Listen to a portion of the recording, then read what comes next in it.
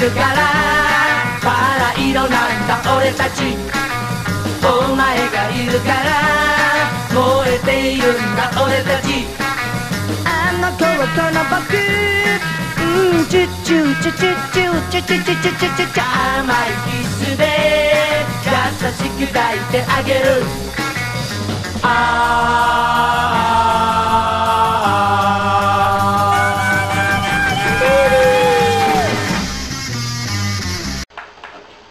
Konnichiwa, Kage-jin from Kage-jin's Nihongo Agogo. This is my second video where I discuss how a poor gaijin tries to learn Japanese after many years of being out of school. My first video, if you recall, outlined using a tablet PC, which I have here, to learn the Kana, hiragana, katakana. And that's worked out fairly well, but I have to tell you I'm having a difficult time in general. The language is very different than what someone who is a native English speaker is used to, just as I'm sure learning English for someone who's a native Japanese speaker would be. It's very different, but I'm having a good time. But I knew I needed a little bit of help above and beyond what I was doing right now. And since I'm not in formal classes for it, I've looked around and many people have been wonderful in offering their advice and talking about applications and programs that work for them.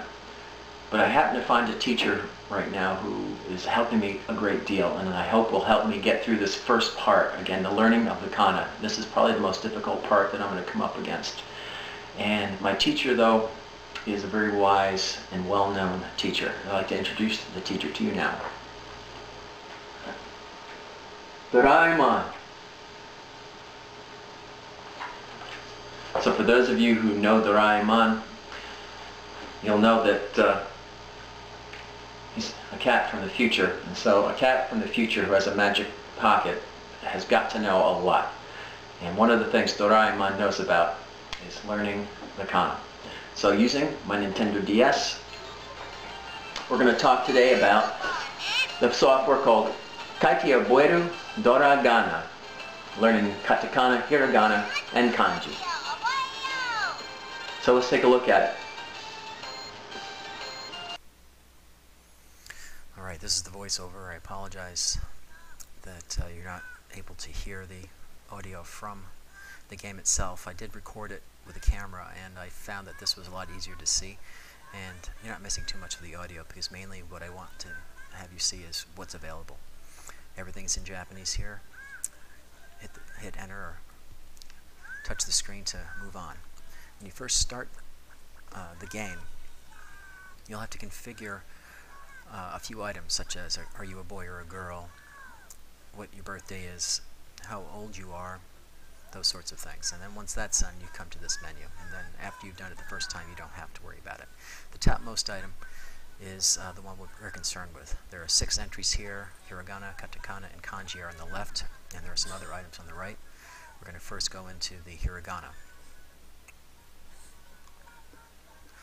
You'll notice the basic hiragana table. What's great about it is every time, and you don't hear this right now, but when you click on these items, you hear a, I, u, e, o by a native speaker, so you hear the pronunciation of the Kana. That's very helpful for an American or for someone who's not a native Japanese.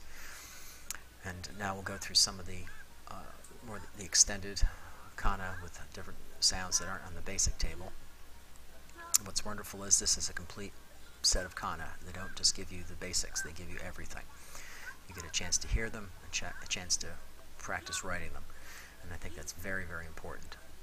Using a book is very helpful, and I do use a book, but what's wonderful about this little game is it lets you hear it, lets you practice it, and use it with words.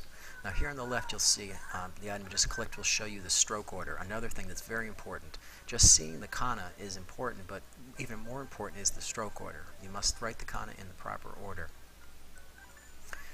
And sometimes if you're just looking at an item on the internet, you don't know that there's a stroke order. So this will show you.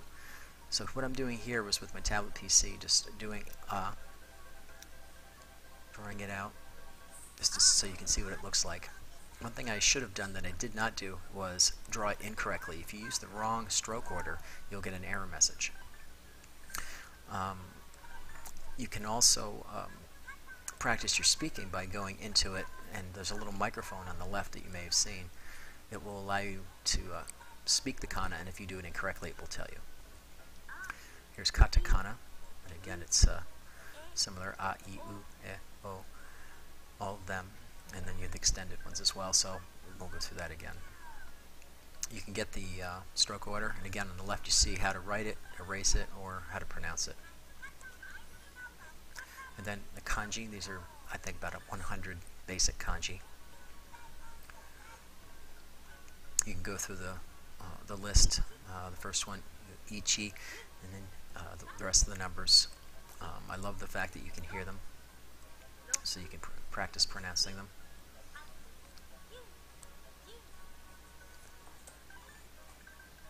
Go into the last item for number 10, and we'll see how the stroke order is written. You'll notice on this, in the kanji, unlike the other kana, there is no little microphone symbol where you can practice pronunciation. I don't know why that is.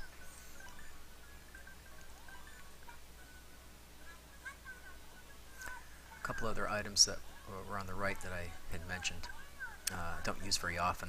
This item will allow you to practice using the pen by you get little paths that you have to follow with the pen, and if you do it correctly, it helps your technique. This item will let you use the kana that you've learned to form simple words. So if you've learned like maybe 8 or 10 kana, you'll be able to start making simple words. The last item is a little bit more advanced, and I haven't used it too much, but it lets you go into a situation where you have to pick the proper kana that will satisfy the question that's asked to you. There's another item here on the menu that has mini games that will let you, again, apply the information that you've learned, and I think that's so important. You know, it's one thing to learn a kana, but it's another thing to apply it. And here, Dora will do a mini game. If you hover him over the game, you touch it, and he'll go into the game. So this is a fabulous little item, and I hope that it will help a few people out. Bye,